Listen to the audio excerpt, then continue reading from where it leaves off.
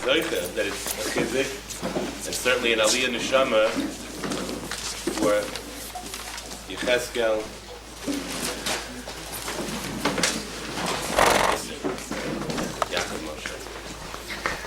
Just a few words before I introduce our special guest, who's here every year.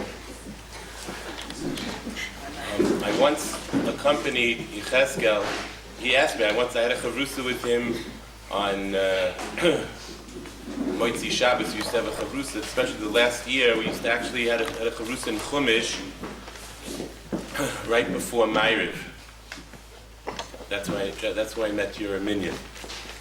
He took me and schlepped me to the minyan. But it was like a few months before, where we were discussing philosophical aspects of the parasha. And he asked me, he said, right after Ma'ariv, he wants me to accompany him to visit someone, do mitzvah bikur cholim. I didn't know the cholah, but he said, come along. Toivim hashnayim and echad, it'll be a bigger chizik. Come. He told me, when we had left, we visited the sick, we went to did the mitzvah bikur cholim, and he told me, too many people are concerned. I've been davening for the cholah for a while. Many people are davening, but it's not enough. People should know that there's a person who lives in a neighbor, this person needs chizuk, and how come people are not coming to visit him regularly? And for Yechezkel, always, I think this week's parasha, the pasuk, Ma titzak elai daver b'nei Yisrael v'yiso, was such a very important pasuk. He loved that pasuk. There's sometimes, as special as tefillah is, but sometimes, the way he put it, the tefillah could be a cop-out. Tefillah could be used that you think you're doing for the cholah, but Kadosh Baruch Hu sometimes wants you also to be involved in the action. The truth is, in Bikur Cholim, the poskim say mefurish that there's two different aspects to the mitzvah. There's the mitzvah of the tefillah, and there's the mitzvah of taking care of the needs of the cholah. And that was Yechezkel. That was his motto in life. And we once spoke about it, that special, that unique empathy, not only for people that he knew also, it was all of Klal Yisrael. We said, we once spoke this out, I think it was actually, in the Shloshim, when I spoke in Yeshiva Saran, mentioned the word, I think it's from Chaim Volozhiner, that says, at Rosh Hashanah, it says, Kol boi oilam ovrim lefanav kibnei moraim, that Rosh Hashanah is Yom Hadin, but it says, Kulam niskorim b'skira achas, the Gemara says, which Rav Chaim Volozhin interprets b'skira achas, that besides the din that you have, that the individual has on his own personal avodas Hashem, schar, mitzvahs, and averis, there's also the aspect, niskorim b'skira achas, how do you relate to the klal? As a klal mensch, everyone has his personality, his abilities. A person's only expected to do what he's able to do. But nevertheless, it does not absolve. A person has a responsibility towards the klal. That was one of his tremendous milas. Hashem, we should remember that. Hashem, that should spur us on. And I'd like to introduce Rabbi Dovid, Orlofsky, Hashem, to give us chizuk.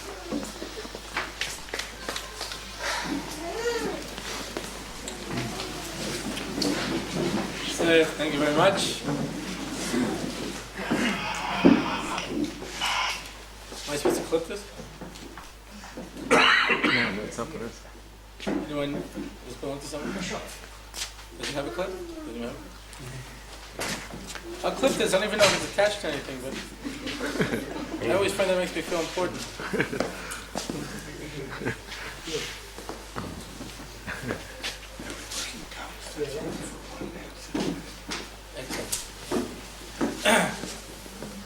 Okay.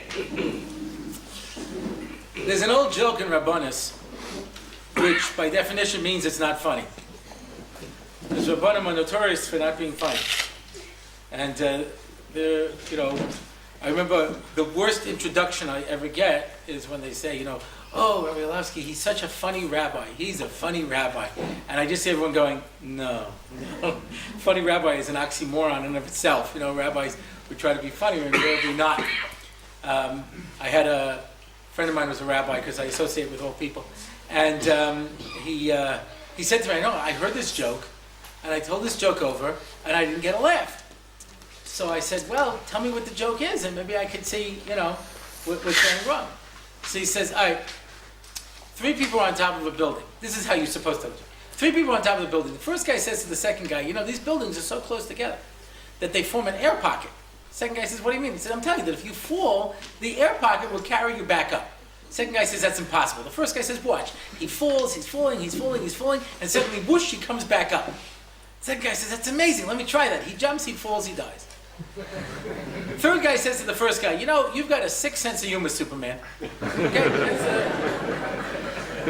So the rabbi tells the joke, Superman's on top of a building. He says, and he doesn't know how to get a laugh, So when you say an old joke in Rabbanis, it's like, it's usually something interesting with, there's a humorous anecdote I wish to share. And it was like, oh, no. Stick to what you do best. But anyway, so there's an old story about a darshan who only had one drasha, and it was on Parshas Korach. Right? You may be thinking to yourself, this is an old joke, but as Henny Youngman said, there are no old jokes, only old audiences. So, so some people will find this new. Anyway, but he only had one drasha on Parshas Korach. So whatever parsha it was, he'd start off, this week is Parshas Bashalach, and we know, and the notes would fall to the ground. He picked them up, he said, I'm terribly sorry. This is Parshas Bashalach, we know Bnei Yisrael did. Again, they fall to the ground. So, I'm sorry. He picks him up. Third time he begins. Parshas Bashalach. He says, you should be cursed to fall into the ground like Korach. Speaking of Korach, that's the old rabbi joke. Anyway, so it's what they do when you want to introduce a segue, because it's absolutely fascinating. I was reflecting on this, that Shvat is for me such a significant month. I was born in Chodesh Shvat. My father was nifter in Chodesh Shvat. His Yortzeit is tomorrow night. I remember I was in a shiur with Rabbi Shapiro on a Thursday night when I got the call about Yechezkel. It was also Shvat. Shvat is a month which, for me, in my own personal life, has a tremendous amount of significance in events that take place. And as such, invariably, when I come out here to speak, it's going to be on either Parshas Ve'era, Bo, or Bashalach, occasionally Yisro. Depending on that's about it. We have a really small window of opportunity. There's an idea in this week's parsha which really, it's not in Parshas Korach, but it's in Parshas Bechukosai. And I think it ties back into this week. And I want to introduce it because I think it is not only such an important and fundamental concept, but I think it's something that is so much captures what Yechezkel was so about. And, Rabbi Applebaum's introduction, I think, really drove home to me the point even more. I was debating what exactly to speak about, and with his introduction, I said, this is really what I think we need to address.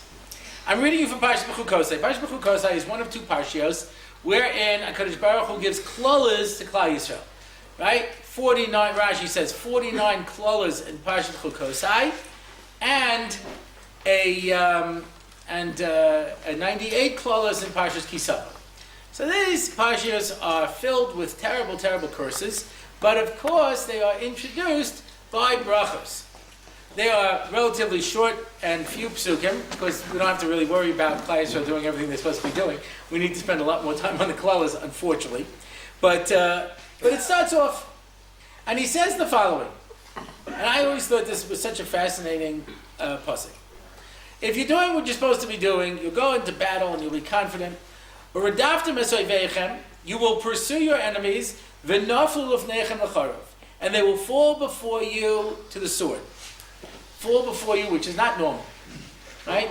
Normally when you attack somebody, they fall backwards. Here they will fall forward. It'll be a little better for you. The same thing happened with Dovid and Goliath. He hit him in the head, and he should have fallen backwards. He fell forward, because why should he have to walk all that way to cut off his head? And have it delivered, Baruch Hashem. So it brings him that thing. I definitely like this.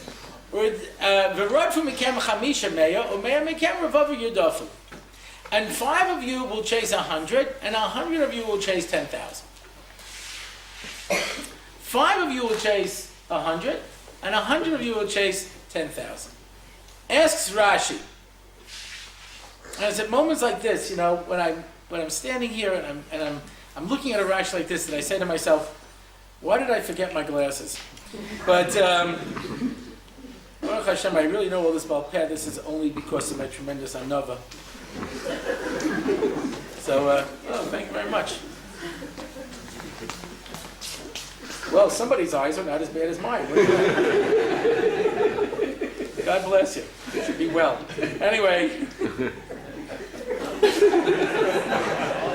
I may not be able to read the Rashi, but I might set it on fire. Anyway. The kikachu ha-cheshbon? Is that the cheshbon? V'lo ha-yitzorich loymar el-ameh mikem. My eyes got much worse. That's really the problem. I was going for eye therapy because my eyes could not work together. I couldn't do this, which evidently is a value. I haven't really figured out why yet, but it's very important. I went for 18 sessions to be able to do this. And because of that, now I can't see anything. Because it ended up I had one eye that's far-sighted and one eye that's nearsighted. When they didn't work together,